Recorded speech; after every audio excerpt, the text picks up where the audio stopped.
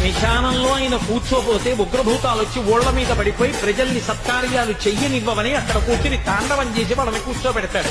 పార్వతీదేవి అడిగింది మహాభారతం అనుశాసనిక పర్వంలో, శుభ్రమైన కైలాసం ఉండగా, ఇంత ఐశ్వర్యం ఉండగా, చింతామణి గృహం ఉండగా శ్మశానంలో ఎందుకుంటున్నారని అడిగింది.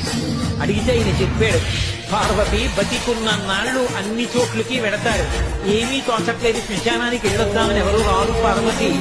నేనంతవాడినంటాడు, కొడుగ్గా ఉన్నానంటాడు, గల్లగా ఉన్నానంటాడు, పండితుందంటాడు, పద్యాలు నాకు నోటికొచ్చంటాడు, ఉపన్యాసం చెప్పగలనంటాడు, నాకు పాటలు వచ్చంటాడు, నేను నాట్యం చేస్తానంటాడు, నేను అధికారినంటాడు, నా దగ్గర డబ్బు ఉందంటాడు, నేను పాట పాడగలనంటాడు. ఇన్ని ఉన్నాయనుకున్న వాడిలోంచి ఊపిరి బయట వెళ్ళిపోయిన తరువాత వాడిని తీసుకెళ్లి 4 కొత్త కర్రల మీద పడుకోబెట్టి చాప చుట్టి తాడు కట్టి పైన నూలు బట్ట కప్పి తీసుకొచ్చి అన్నీ తీసేసి కర్రల మీద పడుకోబెట్టి కాల్చేస్తుంటే జీవుడు లేచి నిలబడి